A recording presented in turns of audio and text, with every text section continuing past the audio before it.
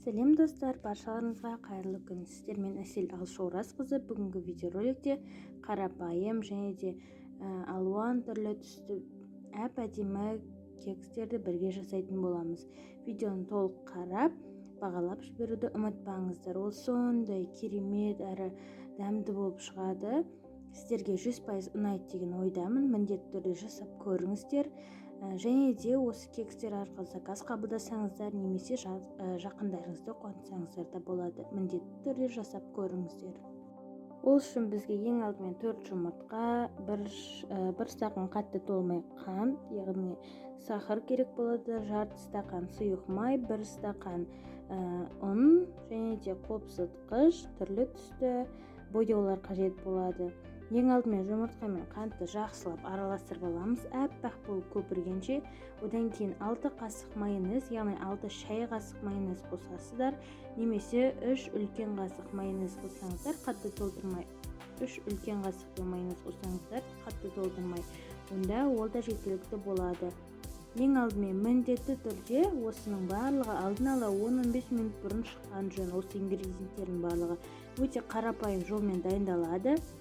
Сіздерге 100% ұнайды деген ойдамын. Міндетті түрде жасап көріңіздер. Әппақ болып көпіргенше араластырамыз миксермен немесе вентиктің көмегімен. Ал одан кейін барып майонезді, сұйық майды қосамыз да, одан да қатты темппен араластырамыз. Содан соң барып, мен мұнда жарты стақанның бүкілін қоспаймын негізі. Кішкенесін алып қаламын. Оны қосқаннан кейін өзі белгілі болады, қандай қатты қою, қатты жұқа екені. Сол кезде сұйық майды қосуға тура келеді.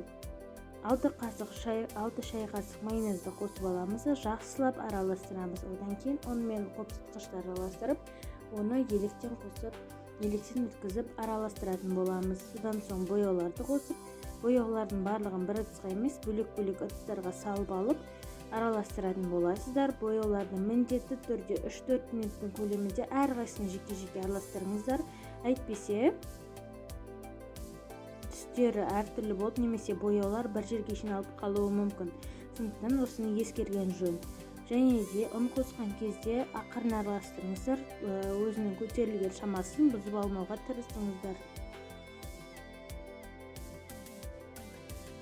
Және де достар, видео ұнаса міндетті түрде бағалап, тіркеліп қоюды ұмытпаңыздар. Өздеріңіздің кекстеріңіздің қандай болғанын комментке жазуды ұмытпаңыздар. Видеоның жоғарғы жағына қарасаңыздар, инста парақшамды белгілеп кеткен болатынмын. Дәл осы парақшаға тіркелуді ұмытпаңыздар. Онда неше түрлі алуан түрлі жеңіл-желпі рецепттерді түсіріп, сіздерге көрсететін боламын. Сондықтан қапа қалып кетпеңіздер.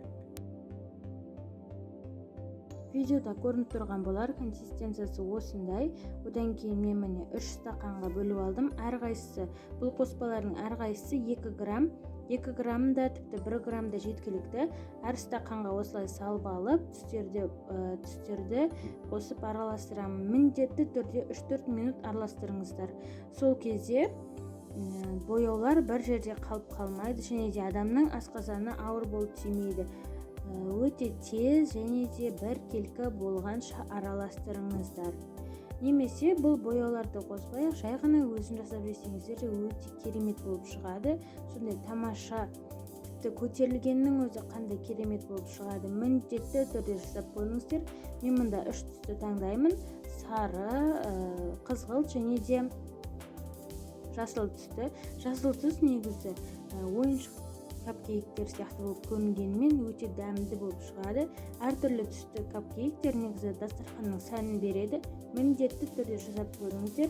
Бір келкі болғанша жақсылап араластырыңыздар.